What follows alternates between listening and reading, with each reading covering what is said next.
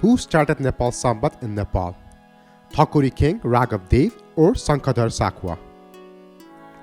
Nepal Sambat remains an important part of the Nepalese culture and tradition, and it continues to be celebrated with great enthusiasm and pride. The beginning of Nepal Sambat remains a mystery, and there is no concrete evidence to support any of the theories put forward by many historians. The beginning of Nepal Sambat happened in 879 AD, and many historians have given various theories on how Nepal Sambat originated in Nepal. Despite various theories and explanation, the real reason for the beginning of Nepal Sambat remains a mystery. Some historians have stated that Sankadhar Sakwa started Nepal Sambat. It is still unclear why Nepal Sambat was introduced. However, some historians suggest that it was likely due to the decline of the Lichavi dynasty and the need for a new era. Another possibility is that it was introduced as a way to celebrate the country's newfound independence. The beginning of Nepal Sambat has been said to have been due to the independence of Nepal, the huge celebration at Pashupatinath, the beginning of Thakuri kingdom, the end of the Lichavi dynasty, and so on. Nepal Sambat was introduced in Nepal in 879 AD, after the end of Lichavi dynasty and during the reign of King Raghav Dev. King Raghav Dev was the Thakuri king of Nepal when the Nepal Sambat, which is the official calendar of Newar, was established in 879 AD. He ruled Nepal from 880 AD to 920 AD. However, his identity is shrouded in mystery and uncertainty, including why he started a new era in Nepal, replacing the Manadev era in the meantime. Raghav Dev founded Nepal Sambat to commemorate the occasion of his dynasty coming into power at the time.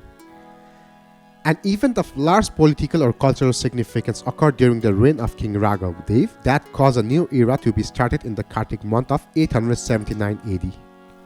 King Raghav Dev, who started the Nepal Sambat, is mentioned in Gopal Rajbhandari. He is considered to be the founder of Nepal Sambat, the official calendar of the Newar people that was established in 879 AD. The identity of Raghav Dev remains uncertain and little is known about his reign. The reason why he started the new era in Nepal is also uncertain, with various theories including the end of Tibetan domination or the introduction of a new dynasty. Despite the lack of clarity about Raghav Dev, the beginning of Nepal Sambat remains an important aspect of Nepal civilization. According to some historians, in 879 AD, Thakuri king Raghav Dev introduced Nepal Sambat to celebrate the end of old Lichavi rule and the beginning of a new royal line. Nepal Sambat was started to honor Pashupatinath, an important religious site in Nepal. King Raghav Dev introduced Nepal Sambat to honor Pashupatinath. Alternatively, folk tales have stated that it was Sankadhar Sakwa who caused the beginning of new Sambat by freeing the slaves of Kathmandu Valley. Sankadhar Sakwa is a respected figure who is believed to start the Nepal Sambat and ended slavery in Kathmandu by transforming sand into gold. Actually, this is not true. In Nepal, a special celebration takes place every year during October or November to mark the start of a new year. The residents of Kathmandu Valley, particularly the Newar community, holds this celebration in high regard, known as the Nepal Sambat. Sankadhar Sakwa is claimed as the man who began Nepal Sambat in 879 AD. This story takes place in the kingdom of Bhaktapur or Vadgaon, where Ananda Malla was the ruler and his brother Jayadev Malla ruled Kantipur, which is present-day Kathmandu. When Ananda Malla reigned in Bhaktapur and his elder brother in Patan and Kantipur, a certain astrologer of Bhaktapur found out an auspicious moment at which the astrologer said that sand taken from a certain place would turn into gold. The king, Anandadev, having ascertained the exact time, sent a number of coolies or workers to take up sand at a particular moment from the place called Lakhu Tirtha at the junction of Baitikhu and Vishnumati and to convey it to the king's palace. The coolies did as they were directed, but as they were going back with their loads, a Sudra merchant of Kantipur named Sakwal prevailed on them to take their loads of sand to his house, and then the coolies' workers filled up their basket again with sand from the same place as before and took it to Bhaktapur. Their second loads, however, not being taken up on auspicious moment, did not turn into gold at King's Palace. On the other hand, Sankadhar Sakwa, having obtained so much wealth with the permission of a king of Bhaktapur Jayadev Malla, paid off all the debts existing at that time in the country and thus introduced a new era into Nepal called Nepal Sambat. Sankadhar Sakwa's monumental achievement earned him great respect and admiration. In commemoration, he had a statue made with Sankha in his hand at the southern gate of Pasupatinath temple. This earned him the name Sankadhar, meaning the one with Sankha. Additionally, he started a new era of paying respect to himself, which he named Sankadhar Sambat, which is now known as Nepal Sambat. Sankadhar Sakwa is a respected figure among Nepalese, especially among the Newar community of Kathmandu. Each year, he is celebrated and even enlisted as a national hero. However, the question remains, was he real or was he just a mythical figure? The event belongs to a period of Nepalese history generally called the Dark Period because of the absence of reliable source materials such as coins, inscriptions, and other contemporary documents. This has made the search for the origins of Nepal Sambat not too easy.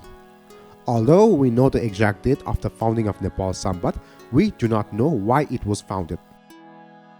The idea of transforming sand into gold seems against common sense.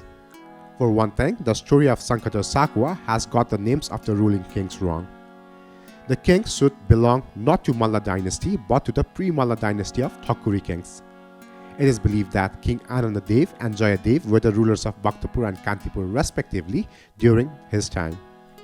However, historical records shows that the King Anandadev of Nepal ruled 265 years after the incident and the second king Jayadev ruled 435 years later. Therefore, these kings did not exist at the time Sankadhar Sakwa was supposed to have lived. Nepal Sambat was founded 321 years earlier than the Mallas arrived in the history of Nepal Valley. It has therefore little to do with the Mallas and to do with Newars. The story of Sankadhar Sakwa is only found in Vasa Vangshavali and nowhere else. It has not been mentioned in inscription or any other historical accounts. After examining the historical evidence and analyzing the authenticity of Sankadhar Sakwa's story, it is safe to conclude that the majority of historians believe his story to be mythical and constructed. While this story may be a captivating myth, it lacks substantial evidence to support its existence. Thus, it is vital to differentiate between myths and historical facts and acknowledge the difference between them. This folktale, whose origin lies in Vasa Vangshavali, states that King Anandadev was the actual one during this period. As Anandadev ruled Nepal 265 years later, this claim cannot be accepted. Nepal Sambat was founded on October 20, 879 AD, during the reign of Thakuri king Raghavdev. The foundation of the era was due to some religious event connected with the national shrines of Pasupatinath. The official boycott of Nepal Sambat and the adoption of the Vikram Sambat began in 1903 AD during the reign of Chandra Samsher Janga Bahadur Rana, the Prime Minister of Nepal from the Rana dynasty from 1901 to 1929 AD. The legendary founder of Vikram Sambat was King Vikramaditya. King Vikramaditya was a legendary Indian king who ruled in ancient times. In Nepal, Rana adopted Vikram Sambat merely to flatter their family pride and prove their Rajput or Solar origins. Thank you.